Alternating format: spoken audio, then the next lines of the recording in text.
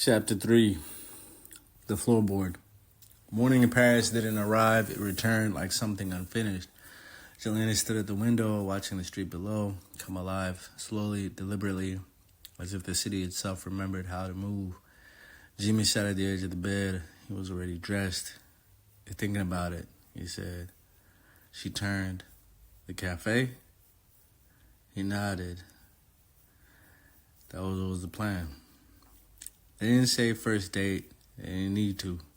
Paris had been the beginning of something, not just for them, but for everything that followed in their lives. They stepped out into the street together. No map, no discussion. Much like they had the day before, but this wasn't just for a leisurely walk to the cafe. It was down memory lane. The walk was all too familiar in a way that didn't make sense. Turn left at the narrow alley, right where the street opens to the river, past the bookstore that no longer sold books, and then there it was, the cafe. Jelena slowed, not out of caution, but out of recognition. "This is it," she said quietly. Jimmy didn't respond. Hearing a helicopter over them, they looked up, and there it was, staring at them. The windows, the reflections, their angles.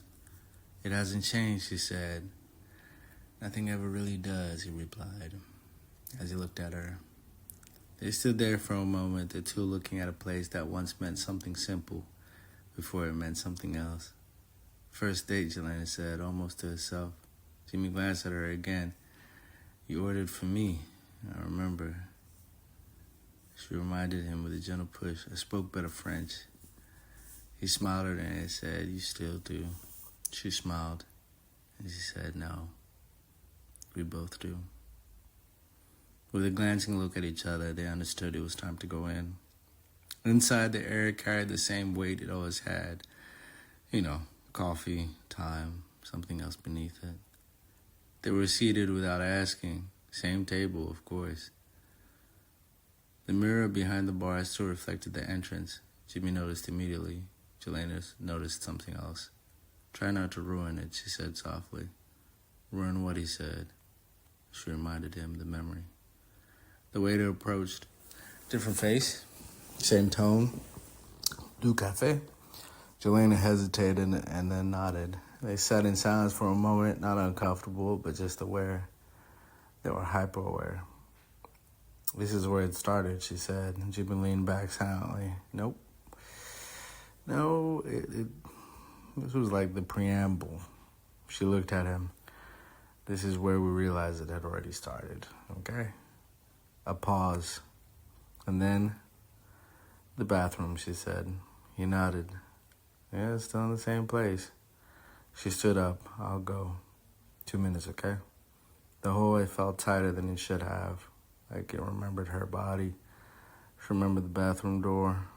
She paused briefly and then entered. Unchanged. White tiles, she noticed. However, the mirror, it told the truth whether it wanted to or not. She was older. And there, she saw it, glancing down the third floorboard from the wall. Jelena crouched, her hand hovering above it. This wasn't just a hiding place. This was the moment they chose to walk away, to leave something behind, to end it all, and to begin something anew.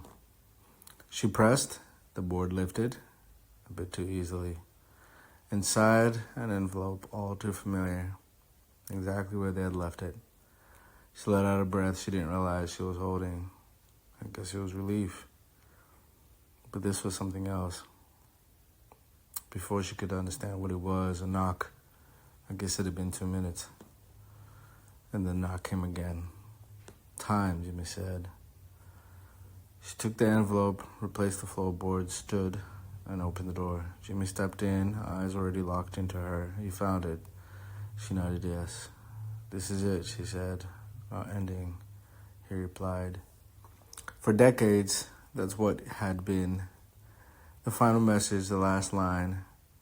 Jimmy took the envelope from the floorboard and he paused, and looking at her, trying to figure out what she was telling him. "I want to do this together?" Or should I do it because you already know? He opened it. Inside, a single folded page. They leaned in, expecting the 11th hour written on a page, but instead, fresh ink, untouched paper, a message that hadn't been there before, and it read, "Welcome back."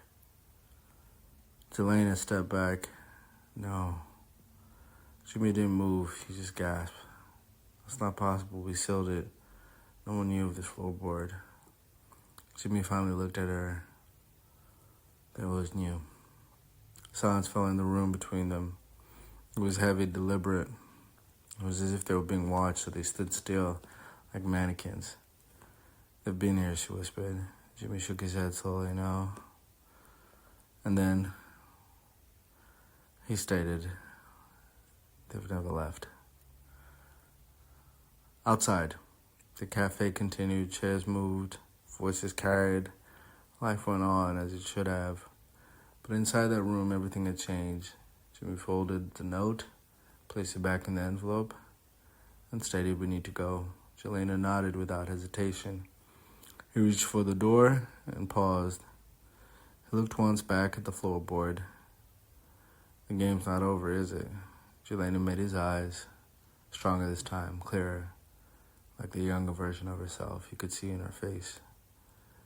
No, it never was. They stepped out together, back into the cafe, and then back into Paris. But now, the place where it all began, I just told them it was never finished. It had just begun.